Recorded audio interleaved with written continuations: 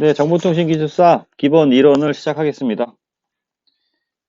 예, 지금부터 손끝에서 시작하는 정보통신기술사 저와 함께 시작해 보시고요.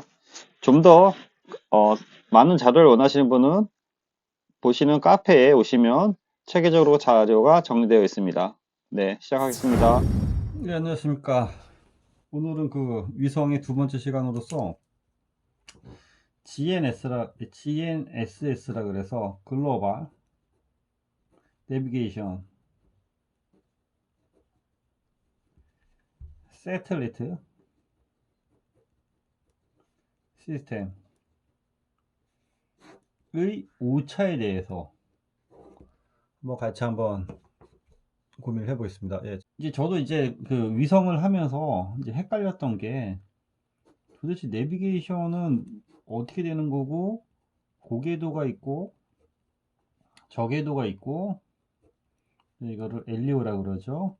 이걸 HEO라고 하고, 또 중궤도가 있고, 그 다음에 GEO가 있고, 그 다음에 여기 GPS가 있고, 뭐 이런 용어들이 이제 혼재되다 보니까 이게 좀 헷갈린 거예요.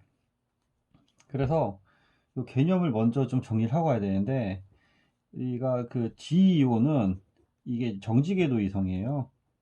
영어 스페링이 안 돼서 제가 발음을 못 하겠는데, 정지궤도 위성이라서 지구가 있으면은 지구에서 쉽게 얘기하면은 이렇게 해서 위성이 막 한 36,000 킬로미터에 이제 위성이 있어서 지구 공정 속도랑 같은 속도로 이제 그 돌고 있는 위성이고요. 그 다음에 이제 그 고궤도 위성이라는 게 있는데, 고궤도 위성은 지구 궤도에서 이게 제가 보니까 그 책마다 이제 조금씩 틀리더라고요. 그래서 예, 한 2만 킬로미터? 예, 그러니까 예, 뭐 2만에서 뭐 4만 킬로미터 정도 이렇게 거의 정지궤도랑 같은 위치에 있는 거고, 그다음에 저궤도 위성은 약 2,000km 정도, 한 500km에서 2,000km, 예, 500에서 2,000km. 그다음에 중궤도는 2,000km에서 10,000km 정도 이렇게 떠 있는 위성을 이제 그 저궤도, 중궤도, 이제 고궤도 이렇게 나눠지고 있어요. 그러면은 제가 얘기하는 건 뭐냐? 요 위성 부분을 이제 다음 시간에 더 할 거고, 글로벌 내비게이션 세틀리트, 그러니까 글로벌 내비게이션, 그러니까 그 이걸 이게 GNSS라 그러는데, 이제 크게 이제 GNSS의 그 개념부터 좀 정리를 하고 들어가야 되는데, 우리가 그 GNS에서 글로벌 내비게이션을 위한 세틀리트 시스템, 내비게이션을 위한 위성 시스템이 되는 거죠. 보통 약 2만 킬로미터 전후에 떠 있어요. 전후에. 자, 그러면은 고궤도 위성 정도 되겠죠. 고궤도 위성. 우리가 보통 GNSS는 고궤도 위성을 얘기하는구나. GEO는 우리가 천리안 위성이라든지 무궁화 위성, 이런 게 이제 그 정지궤도 위성에 해당하는 거고, 여러분 혹시 아리랑 위성이라고 들어보셨는지 모르는데, 아리랑 위성이 저궤도 위성입니다. 아리랑 위성. 이 저궤도 위성이고, 이게 다 좀, 그러니까 위치와 포지션이 다 틀리다는 거죠.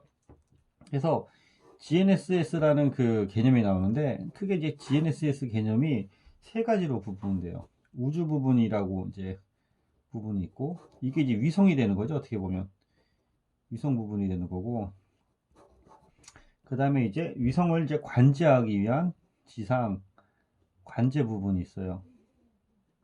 지상 관제 부분이 있고, 얘를 사용하기 위한 사용자 부분, 이렇게 나눠져요. 그래서 GNS는 글로벌 내비게이션을 써야 되기 때문에 크게 우주 부분, 관제 부분, 이제 사용자 부분으로 이렇게 나누고, 우리가 이제 이런 걸 묻는 게 아니고, 만약에 위성에 대해서 얘기한다. 그러니까 인공위성 시스템에 대해서 얘기한다고 하면은 크게 어떤 부분이 있냐? 이것도 이제 세 가지로 나눠지는데 똑같아요. 우주 부분에 해당하는 여기도 위성 부분. 그러니까 위성이 당연히 위성이 있어야지 인공위성이 돌아가니까 위성이 있어야 되고, 그 다음에 그 위성을 한번 그려보죠. 이렇게 위성이 있어야 되고, 그 다음에 이게 발사체가 있어야 돼요. 위성을 쏘아서 올려야 되니까. 그래서 이렇게 해서 올라가는 그 위성 발사체가 있어야 되고, 그 다음에 여기도 똑같이 지상국에서 관제 부분이 있는 거죠. 그래서 이제 그 위성에 대해서 공부할 때, 인공위성에 대해서 이제 만약에 논하시오, 쓰시오, 또는 얘기하자고 하면은, 위성이 있고, 얘를 발사하는 발사체, 그 다음에 지상국에 대한 관제 부분이 있는 거고, 그래서 요 발사체 부분하고 요 사용자 부분이 서로 약간 좀 얘기가 약간 틀려지는 거예요. 그래서 우리는 일단 오늘은 GNSS에서 글로벌 내비게이션 시스템에 대해서 얘기하기 때문에 요 GNS가 크게 우주 부분이 있고 지상 관제 부분이 있고 얘를 사용하기 위한 사용자 부분이 있구나 라는 걸 좀 이해하고 가야 될 것 같아요. 그러면은 도대체 GNS가 도대체 무엇이냐, 예, 도대체 어디서 쓰고 있는 거냐 라는 걸 들어갔을 때 이제 GPS라는 용어가 나오는 거예요. 그래서 이거는 당연히 미국에서 쓰는 글로벌 포지셔닝 시스템이 되는 거예요. 그 다음에 글로니스라고 나와요. 글로니스가 나오는데 이거는 미국하고 그 경쟁 관계에 있는 러시아에서 쓰는 용어가 되는 거고요. 그 다음에 갈릴레오라고 해서 이거는 유럽 연합에서 쓰는 용어고, 그 다음에 최근에 뜨고 있는 중국에서 베이두라고 해서 중국에서 이제 그 하는 프로젝트인데 이거 갖고 다 GNS라고 그래요. 그래서 이거를 우리는 이제 주로 미국 걸 많이 사용하니까 우리는 GPS, 러시아의 글로니스, 유럽의 갈릴레오, 중국의 이제 베이두가 있는 거고, 각각 나라마다 있는 거고, 운영되는 게 약 한 30기 전후로 운영을 하고 있는데 미국이 32기에, 24기에, 뭐 30기, 27기에서 뭐 비슷하게 거의 30기 전후로 이렇게 써주시면 되고요. 이게 한 2만 킬로미터, 2만 몇백 뭐 몇천인데 2만 킬로미터 정도에서 쓰고 있고, 글로니스가 19,000킬로미터에서 운행하고 있고, 갈릴레오가 23,000킬로미터, 얘가 21,500킬로미터인데 2만 전후로 해서 생각을 해주시면 돼요. 그래서 미국의 우리가 이제 주로 쓰고 있는 게 이제 GPS 신호 간다, 내비게이션 신호 받는다 하면은 요 개념이 되는 거고, 이게 이제 어떻게 얘기하면은 고궤도 위성 정도에 떠 있어서 신호를 주고 있다 라고 이해하시면 되고, 통신 방법은 그 좀 단순한 방법의 BPSK 방식을 주로 사용하고, 글로니스도 BPSK, 이제 뭐 약간 틀리겠지만 주로 쓴다고 하면은 여기도 BPSK 방식이고, 중국이 이제 QPSK 방식으로 사용을 해요. 그러다 보니까 이거 좀 속도가 높고 속도가 낮을 텐데 보통 50kbps에서 100kbps의 속도가 난다고 보시면 돼요.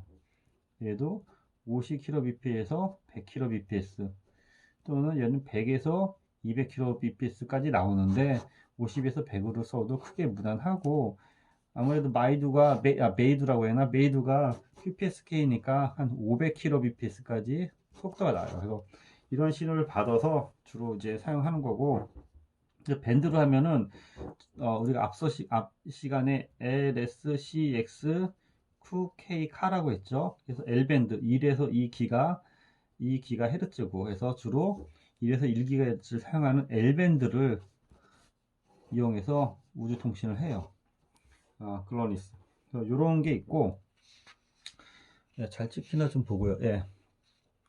이런 전제 하에 그럼 도대체 오차가 어떤 게 있냐? 오차가, 자, 위성이 이렇게 떠 있어요. 2만 킬로미터에 보면 이렇게 지구가 있고, 여기가 2만 킬로미터에 떠 있다 보니까 여기 보면은 구름이 있고, 예, 구름 안에 O2, H2O 이런 것들이 있고, 그 다음에 그 밑에는 대류권이 있고, 위에 이제 전리층이 있죠. 우리가 전리층.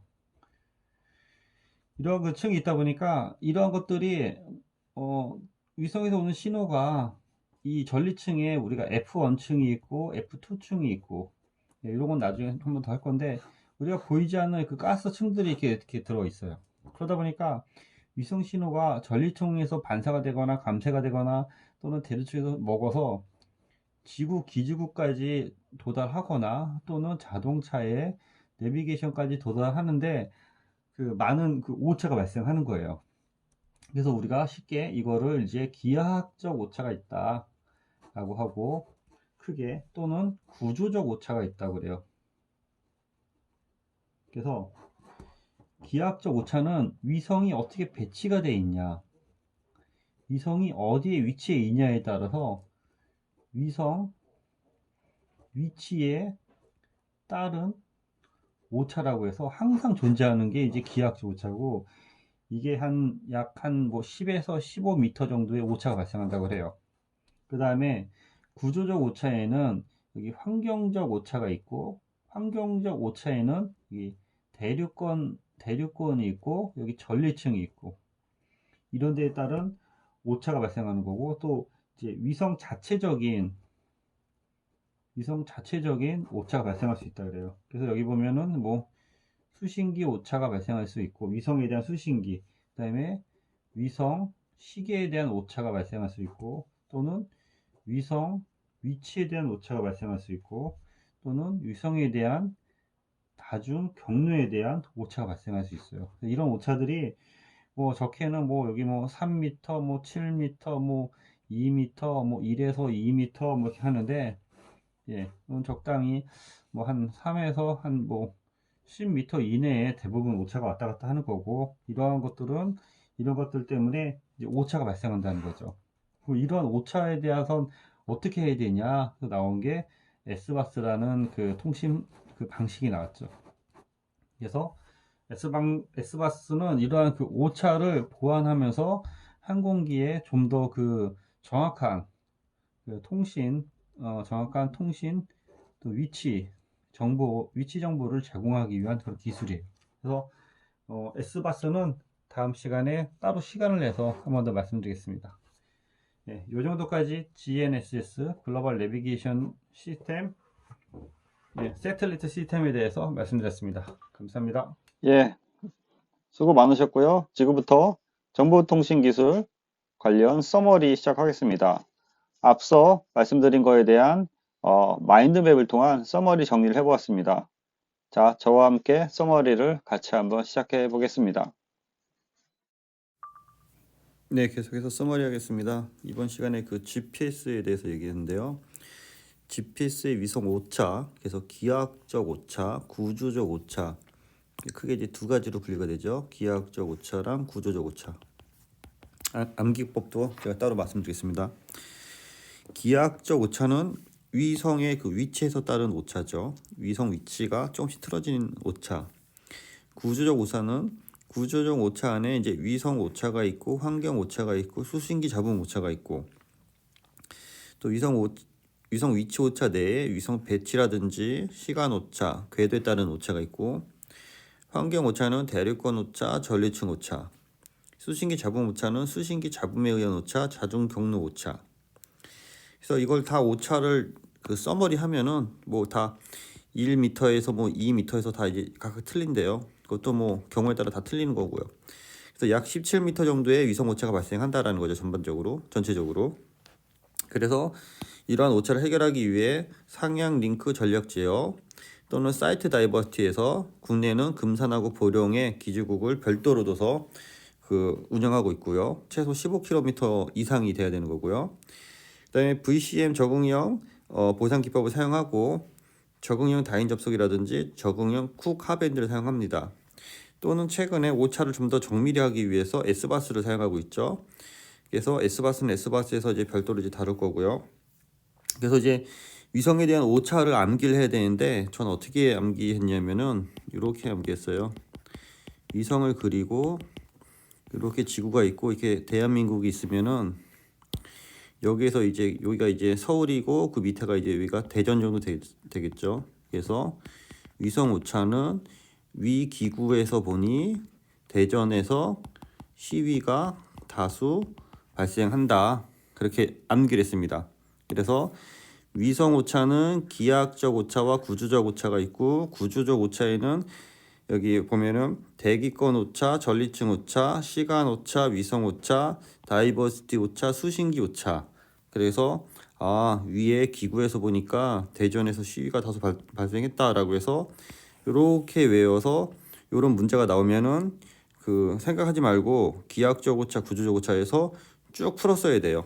쭉 풀어 쓰고 각각의 오차 범위는 임의로 해갖고 17 정도 만드시고, 이것에 대한 그 해결 방안은 여기 상향 링크 제어, 사이즈 다이버시티, 적응형 보상 기법, 뭐 적응형 국화밴드, 뭐 생각나는 대로 적어주세요.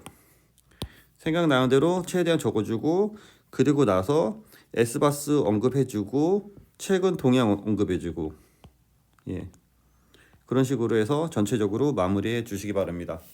네, 이상입니다. 수고했습니다.